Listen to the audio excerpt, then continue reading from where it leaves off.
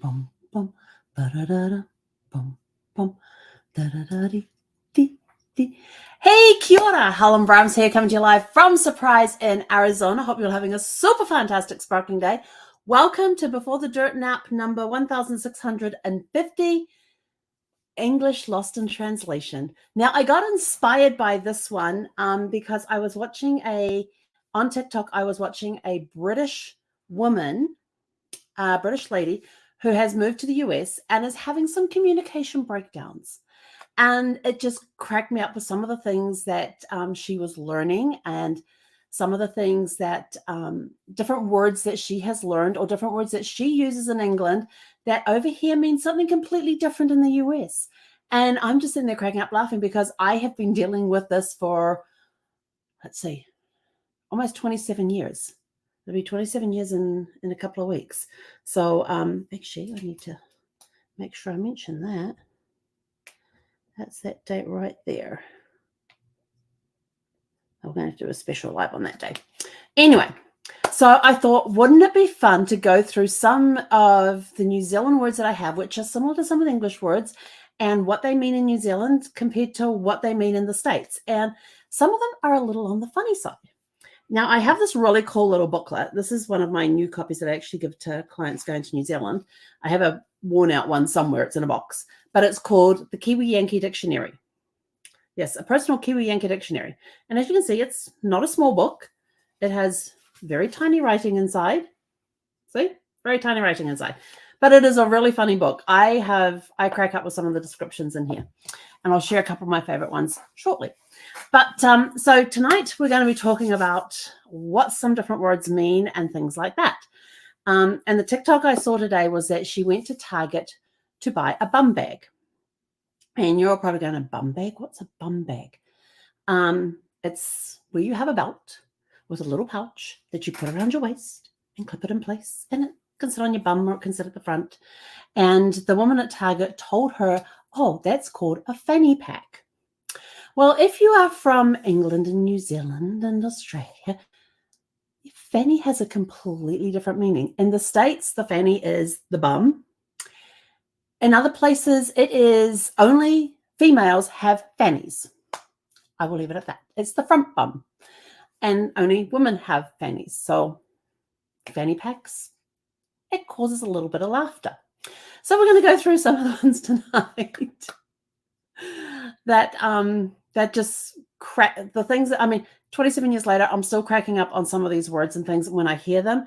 And there will be times that I will slip into Kiwi speak and I get corrected a lot of times. Yes, I get corrected sometimes. So first of all, in a kitchen, we have benches. That's the surface that you use in the kitchens to do your meal prep, put the dishes on, all that sort of stuff. They are benches. In the US, they call them counters. And it's really funny because when I first came over here and the boy, and my husband has three boys from his first marriage, and the boys would be over with us for the weekend, and I would tell them something was in the kitchen on the bench, and they'd look at me, in the kitchen on the bench? What the hell's a bench? And I go, the bench there, right there. It's right there in front of you. And they go, Helen, this is a counter. You've got to learn to speak American. Well, that started off a whole slew of 27 years of fun, making fun of me with my words and me making fun of them with their words. Cars, and we have bonnets and boots, and you guys have hoods and trunks. Kind of similar, a little bit. We have the boots and the boots and the trunk, the boots and the bonnets and the boots. So the bonnet is the hood of the car, and the boot is the trunk of the car. There you go, just like that. Bonnets and boots versus hoods and trunks. Jandals, yes. Jandals. I have one here. This is a jandal. Yes, it's got my footprint. Oh, it's got dog hair on there too. This is a jandal. You guys call them flip-flops. I've also heard them called thongs. Yeah, no. Thongs are women's underwear. So that have that little piece of butt floss on it.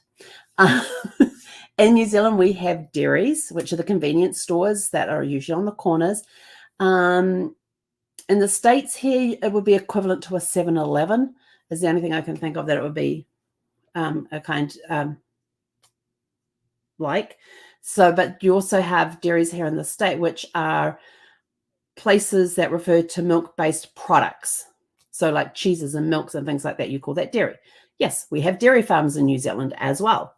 And the dairy farms are the ones that raise the cattle and especially the cows that produce the milk. And the dairy farmers will milk the cows and the milk gets sent off in these big tankers that look like petrol tankers to the dairy production things where they will then make the cheeses and the milks and all the other butter and all that sort of other products as well. So dairy in New Zealand has a wide variety of meanings. Here in the States, it's just the milk-based products that you have and the place where the milk and stuff is processed, or the dairy stuff is processed. One of my favorite ones is togs. Togs are swimsuits. In the States, they're called swimsuits or a bathing suit. But in New Zealand, we call them togs, T-O-G-S. Yes, that's just how that's called. Now, as you're watching today, please drop into the comments some of the words that you know, some of the words that in the States here that you have heard that have a different meaning in other countries as well. So we can keep this going. This could take forever. In New Zealand, we have batches. They're spelt B-A-C-H, but pronounced batch like B-A-T-C-H. And those are small holiday homes or a beach house. In the States here, equivalent of a cabin or a cottage, but usually batches you find by the beach. Let's see what else we got. Tramping. I love tramping. Oh my gosh, tramping is so much fun. In the States, you call it hiking or backpacking. We go tramping through the forest. Sweet as, it's a common term, Kiwi expression, meaning cool or okay. But it could be confusing to Americans unfamiliar with the slang because as they might wait for a completion of the thing. We just go sweet as. That's it. That's a complete sentence in itself. Sweet as. Let's see. Boots Bonnet's done that one. Lollies. We have lollipops. We have all different types of lollies. You guys call them candies. Whatever you guys call candy, we call them lollies. L-O-L-L-Y for singular or L-O-L-L-I-E-S for plural. Hokey Pokey. This is our favorite type of ice cream in New Zealand. It's a vanilla and it's got these small solid lumps of toffee, honeycomb toffee. It's the only thing I can think of. Yeah, that's the only thing I can think of that would be equivalent. But here in the States, the hokey pokey is, you put your right hand in, you take your right hand in, put your right hand in, and you shake it all about. That's the hokey pokey known in most of the thing in the States. But in New Zealand, it's a really yummy ice cream. Flat in New Zealand, we go flatting. We have flats that we live in flats. We can go flatting. And that basically is flatting refers to renting a house or an apartment with roommates. So if you have roommates, which are called flatmates, flat is a property that you rent, whether it's a house or a flat, which you guys call apartments / condos. That's, it's so flatting is you have flatmates who share a property with you and they are your roommates. So flatmates are your roommates. So yeah, you're sharing accommodation. If you're flatting, you're sharing accommodation with others. EFTPOS, short for electronic funds transfer at point of sale. This is widely used throughout New Zealand. You guys just, swipe the debit card. Yeah, we use EFTPOS more in New Zealand than you guys do. Just swipe your debit card. I don't know what you guys actually call them, the machine. I haven't looked at that one. Capsicum, that's another one. That refers to bell peppers. We in New Zealand and the States here, you call them bell peppers. We call them capsicums. I don't like either. Just to put it plain. Courgettes. We have courgettes in New Zealand. And here they're known as, in the US, they're known as zucchinis. But we call them courgettes. Kumara, it's a sweet potato. It's part of the sweet potato family. You guys basically call them sweet potatoes or even yams. I've seen them called that, but we call them kumara, and they're really yummy. A biscuit. Now, this is where we get into the murky area. So in New Zealand, we have biscuits and scones. And in the States, they have cookies and biscuits. So in New Zealand, biscuits is a cookie. In the States, biscuits are like what we call scones or scones. I've heard some people call them scones. They're scones. Yes, you have that can get a little confusing with at times because people go, would you like a biscuit? And I'm thinking sweet cookie type thing. And I go, yes, please. And I get given a scone. Yes. So things can get lost in translation. And yeah, so we have scones. We have all sorts of scones. We have savory scones. We have sweet scones. My mum used to make a batch, and it doesn't take long to make a batch of scones. And my mum used to make some, and we would have them for like dinner on Sunday evenings with some jam and whipped cream on top. Yum. Oh, and the Wop Wops. Yeah, you might live in the Wop Wops, or we're going out to the Wop Wops. What does that mean? Here in the States, it's the boonies, the sticks out in the middle of nowhere, the back of beyond. Other terms as well. Takeaways in New Zealand is the equivalent of takeout or to-go food. So we go to the takeaway store, the takeaway shop in town to get our fish and chips. Some of them will do burgers, some of them will do Chinese, but it's Chinese takeaways. Not takeout, but in America here, that is takeout or to-go food. In New Zealand, takeaways, because you're going there and you're taking it away. Very easy. And sometimes you get these really cool hole-in-the-wall takeaways where basically it's a garage door. You open it up and you probably have about 3, maybe 4 feet inside. You can step inside 3 to 4 feet, and there's a counter there, and the rest behind it is cooking area. And you place your order, and then you just stand around there on the street, and people will come and then wait for your orders to be called. It could be a parcel of fish and chips. It could be bags with burgers and hot chips and chips in there. We call them fish and chips. And then you have burger and chips. So the chips are the hot fries that the Americans have. We have potato chips, which are we have crisps and potato. We have 2 crisps and potato chips. And those are the ones that you get in the bags that come in the different flavors. And I think you guys call them potato chips. Yeah, potato chips. So we have crisps, potato chips that are potato chips, and then we have chips, which you guys call fries. So yeah, just to clarify the muddy waters on that one. Other ones are like a serviette. In New Zealand, a serviette is what you guys call a napkin, but in New Zealand, a napkin is used on a baby's butt, and that is what you got and what the Americans call a diaper. So in New Zealand, we have nappies or napkins. And in the States, the equivalent is a diaper. But in New Zealand, we have serviettes, which are used, they're the little cloth things or paper things that you use to wipe your hands with, or at the table to put across your lap and stuff. And then we call them serviettes. And in the States, they call them napkins. So if you ask for a napkin in New Zealand, do not be surprised if you're handed a nappy or looked at rather strangely. Rubbish bins. Rubbish bins, you guys call the garbage cans or trash cans. We call it rubbish. Yep. I got a small one of these here. This is a gumboot. Well, this is a short gumboot. You can get the taller ones, but this is a gumboot. You guys call them rain boots or rubber boots. We call them gumboots. And there's a really cool song that was done by a guy called John Clark, who played this character called Fred Dagg. And Fred Dagg was the typical Kiwi farmer and very funny guy. Lots of great songs that he came up with, but my favorite one is the gumboot song. And if it weren't for your gumboots, where would you be? You'd be in the hospital or infirmary. You could have a dose of the flu or even pleurisy if you didn't have your feet in your gumboots. So yes, very cool song. He used to come up with some crazy songs. His Christmas carol was, "We 3 kings of Oriental, 1 on a tractor, 2 in a car, 1 on a scooter, tooting his hooter, following yonder star." If you added that up, it's more than 3. Let's see where I'm up to. Queue. So queue refers to a line of people that you're waiting for something.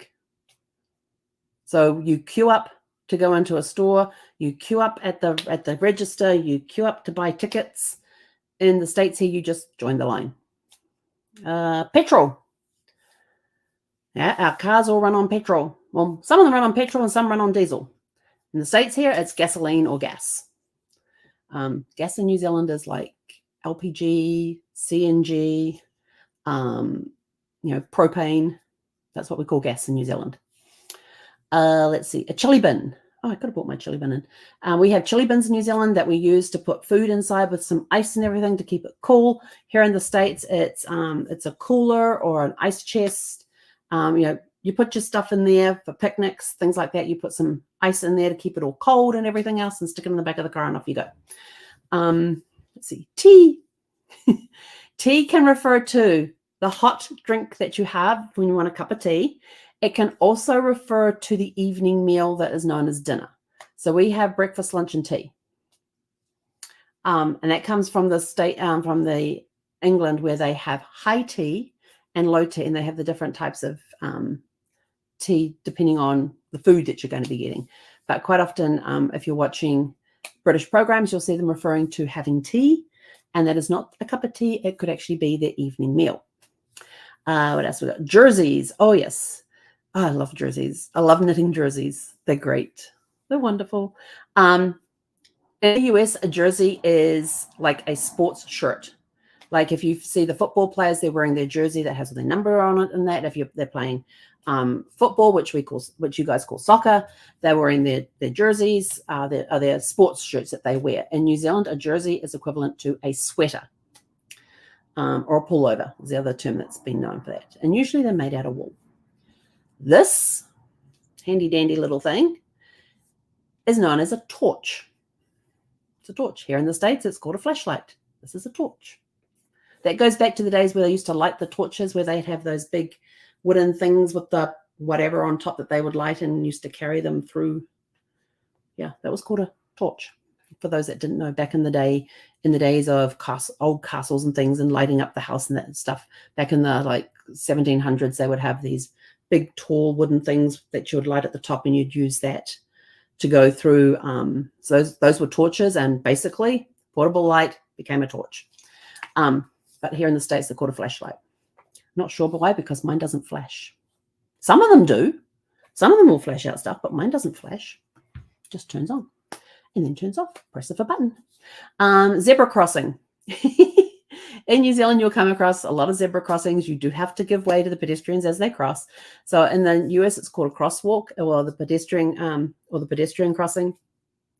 So yeah, we have zebra crossings. And there's also the Z and the Zs as well. In the States, you have Zs. In New Zealand, we have Zs. So there's that terminology just in the alphabet. So X, Y, Z, X, Y, Z. Lemonade in New Zealand usually refers to clear lemon flavored carbonated drink, similar to what you might call Sprite or 7-Up.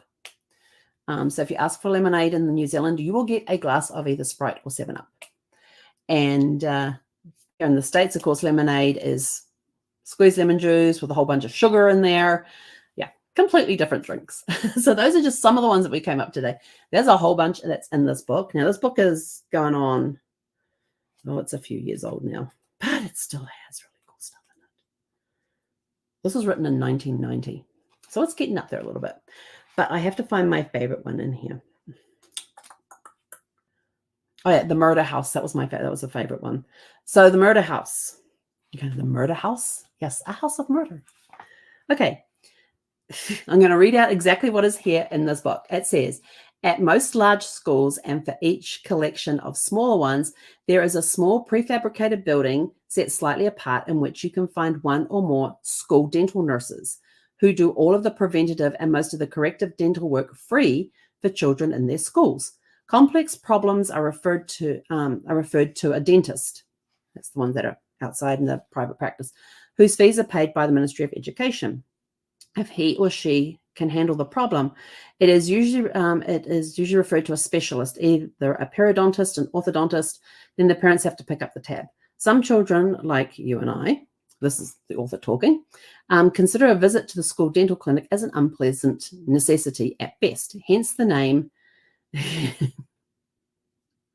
I don't know why it came up with it, hence the name Murder House. So quite often you would get the public thing would come, the school announcements and things. So the speakers would come in the classroom and they'll be like, Joe Smith, please report to the dental nurse. And that was your time to go and have your 6-month cleaning and your 6-month checkup. And people go, oh, you're going to the murder house. Yes, so that was just the school dental nurse. It's actually quite cool. I liked that. I liked going and visiting my dentist. They were always nice ladies, and people just had lots of bad things to say. And I'm like, no.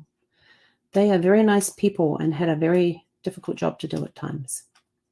But they were really good. Like your first visit to when you first go, when you're about 2 or 3 and you've got the teeth coming in and that, and you do your first dental visit, it's usually you make an appointment at the local school to go and see the dental nurse. And yes, the dental nurses were, I don't think I ever met a male one. The ones I knew of, the schools that I attended, and I attended 10 different schools. The high school did not have a dental nurse because you went down to the local dentist in town, and I didn't like him at all. His place smelled bad and I didn't like him. Yeah. He gave me a big fear of needles. And because I lost my last tooth when I was 16, it was this one here, which is why because this eye tooth was coming through on the inside of the mouth. And of course, the old one was still there. So he used the one right behind it, the molar right behind it, which was the second to last tooth I had lost. He used the forceps to try and pull out my eye tooth, and he was levering it off the new tooth behind. Very painful. The injections didn't work. The injections actually made me sick. And so when I was walking back to school, I'd stop at the doctor's surgery, which is where my mum worked as a nurse. And the doctor's surgery was the doctor's office. And my mum worked there as a nurse for one of the local doctors there. And I told her I wasn't feeling well. And so she found out what had happened and all that. And so she just called the school and said, Helen's not coming back. And so she would take me, quickly run me home and get me all set up and then go back to work. So there was that. But here's one of my favorite ones, only because I've met a few people that have this particular name. And so if you see me meet somebody like this, you will understand why I giggle. Randy. I have sad news of those of you with this fine old American name. If you are Randy Murgatroyd Smith and you have always been gone by Randy M. Smith, the time has come to give Murgatroyd an airing, or at least Randolph. It's no worse to be called Randy in New Zealand than it would be to be called Horny in the US. Kiwis find this overwhelmingly funny, but you won't. Before ignoring the advice, after all, you've never could stand Murgatroyd or Randolph, imagine how your kid's sister would react to a young man who approached her with this line, "Hello, I'm Horny. What's your name?" And that is why if I ever met anybody called Randy, I start laughing. Or try not to laugh and be polite. But yes, those ones always make me laugh. So those are just some of the things that are in there. And there's a lot of different words in here. Oh yeah, have you ever heard of a knuckle sandwich? What you offer the obviously hungry individual who has stepped on your toe, spilt your beer in your lap, and implied that you have canine ancestry on your mother's side, a punch in the face is what a knuckle sandwich is known as. It's a punch in the face. Knuckle sandwich. Yes. This book is full of really cool, fun stuff. And if you go down to New Zealand and you're talking about American football, call it gridiron. That's what we know it as New Zealand is gridiron. American gridiron or American football. Okay, so that's just some of the few words. So we've hopefully expanded your vocabulary today. Let us know in the comments on some of the words that you have heard that mean something different here in America, or American words that mean something different when you are overseas. I'm always curious to learn more about the different languages and things. So sometimes even if you are speaking English, you can still get lost in translation when you're speaking to another person who speaks English. Which type of English are they speaking? You will have to ask them to find out. It used to be known as the Queen's English. I wonder if it's now called the King's English, since the Queen is no more. But those are just some of the things that you have to think about. And it has been an interesting 27 years remembering to say things the correct way. And I remember when I was in at the community college, they said, "Is there anything we need to know?" And I put up my hand and said, "Yes, I use the Queen's English for spelling." And they looked at me and go, "What do you mean?" I said, "Wherever you put I-Z-E, I had to remember to say Z instead of Z. Wherever you put IZE on the end, like realize and words like that, she goes, yeah, I says, we put ISE.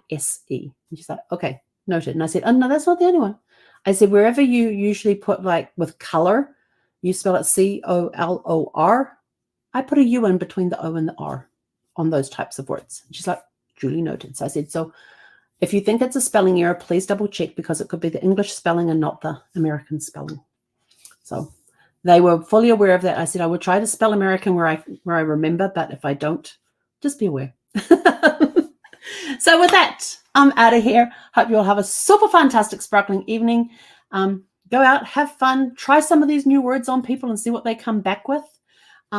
Check out the comments. If you are here, if you're on Facebook or YouTube, please put in the comments some of the words that you have heard or some of the American words that when you're overseas, they look at you kind of weird when you say them. It could be that you're saying the American word and they're working off the other English.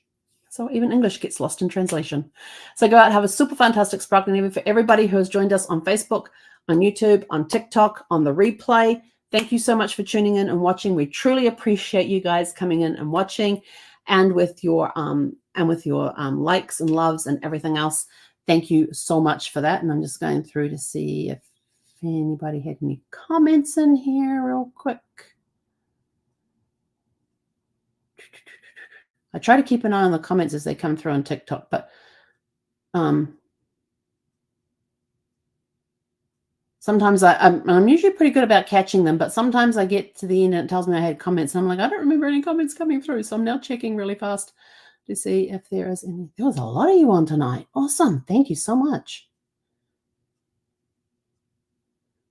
I'm not seeing any comments. I like to make sure that I'm not missing anything that somebody wants me to answer. And I did turn off so people who are not subscribed can leave comments as well. Okay, I didn't miss any comments. Well, go out, have a super fantastic sparkling evening, and we'll catch you guys back here tomorrow evening at 6 p.m. Pacific. Hey,